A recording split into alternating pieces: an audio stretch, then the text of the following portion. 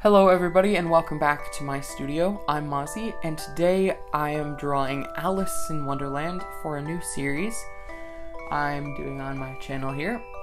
This series is inspired by Drawing with Waffles, one of my favorite YouTube artists. A series that she does called, I think it's Alphabetical Order series, is what she calls it. And she basically just draws her favorite character for each letter of the alphabet. So for today, I'm doing A for Alice. A is for Alice.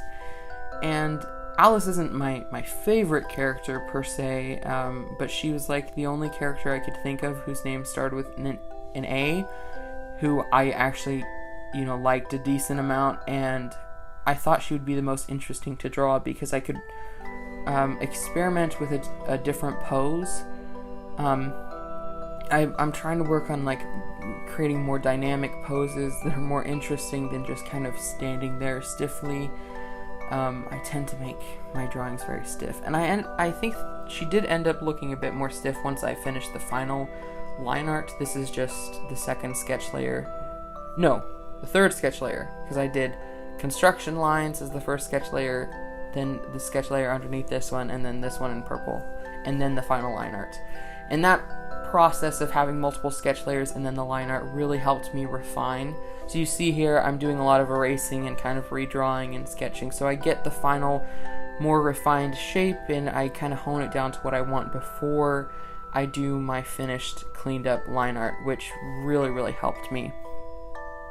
But so when my line art was all done, it looked a bit more stiff because there wasn't so much sketchiness to it, obviously, but it looked so clean, and I could really see the pose come through with her arms in these different directions that still made sense, and her legs flowing, because the idea is that this piece is called Alice Down the Rabbit Hole, and the idea is that she's falling down the rabbit hole, and so her hair is kind of flowing up, but she's still graceful. So this is Alice, I guess.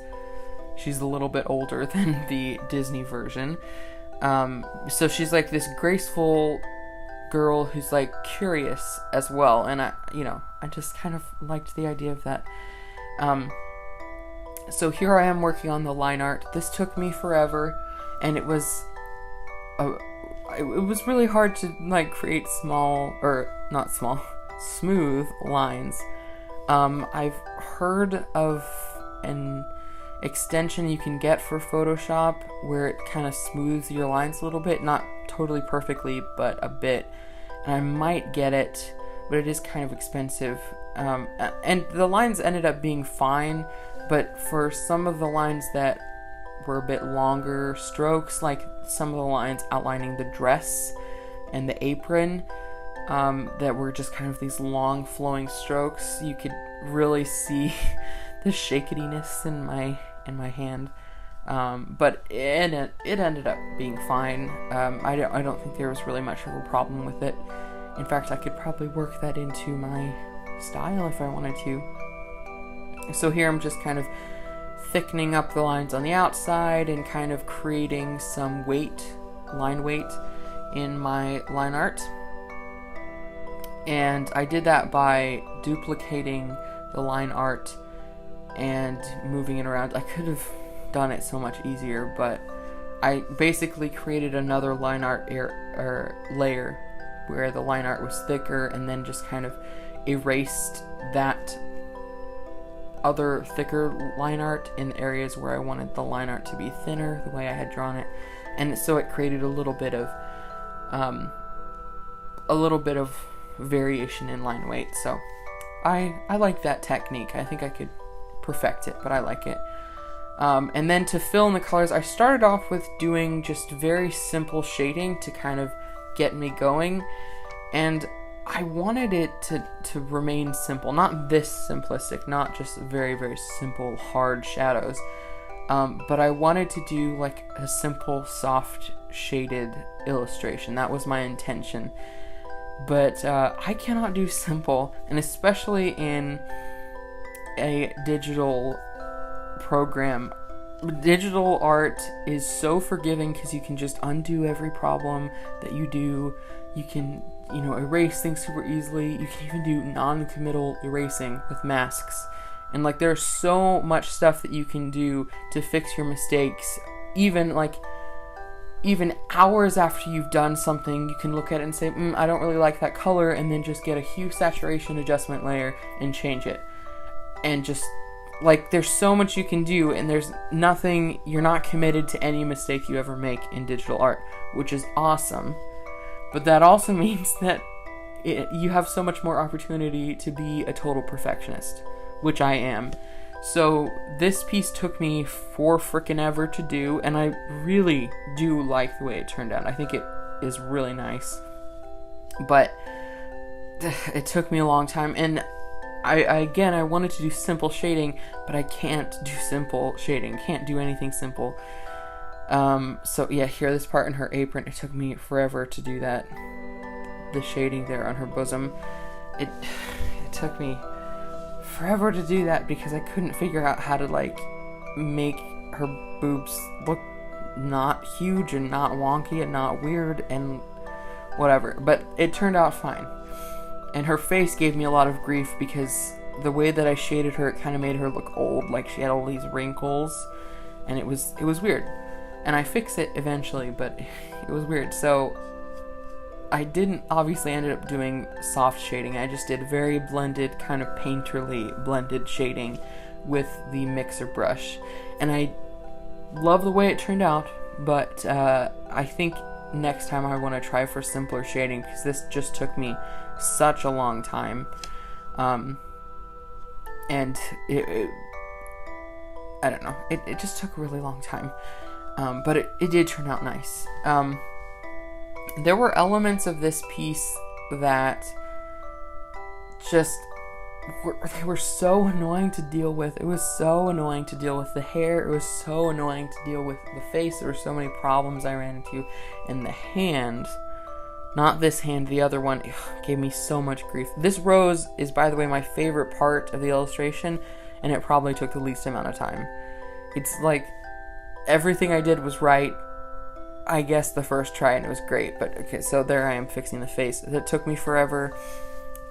In the end, I really did like the way it turned out in the end, but the process was like, it was a lot of trial and error, and I'm still learning Photoshop as like a painting program or as an illustrating program. I know it very well as an image manipulation program, but not like creating things from scratch, so I'm still learning. So that was part of the problem with this piece, is that it's very experimental in a lot of ways. And then also I haven't been doing a lot of drawing, so this was kind of like a warm-up for me, but a very intense warm-up. So, I like put a lot of pressure on myself to do this piece well, and I think that it reflected in how much time it took me to do, but I think it was worth it because I really like it. A funny thing, I was intending to make her lip color, I don't know about like red. I think I was intending to do it like just not really very much color, just very, very simple lip color. But as I was coloring the piece, her lips were on a different layer. The lip color was on a different layer with some extra elements like the bottle and the rose and stuff. It was on a different layer, and I just didn't color them in like the whole time, and I got really used to them being dark, and I thought, I just really like the way they look when they're super dark like that. So I ended up coloring them in with like a really dark purple, and I think it looks very nice, which is definitely not the way Alice really looks, but I think it looks great in here. So here I'm just fixing up the bow. I like the way it looks. It's very shiny. One thing that gave me a ton of grief was the hair, and I tried so many things with it. I tried to like add strands and make it look more realistic, and that didn't work. So I ended up just kind of fixing up the outline a little bit to kind of make it look like it had more strands, and then just leaving it alone. And I like the way that turned out. It took a lot of work to try to get it to look simple but good at the same time, so, you know. So a lot of like details, and I added just a really simple background. I was intending to do like the background in the movie where she's falling down the rabbit hole with much more detail, but I ended up not doing that and just going for a simple kind of textured gradient, and then I added a gradient on top of her to like on the bottom of her to kind of put her more in this like magenta-y world. So I hope you guys enjoyed this. If you do, give it a like, and check out some of my other videos, and I'll see you guys next time. Bye.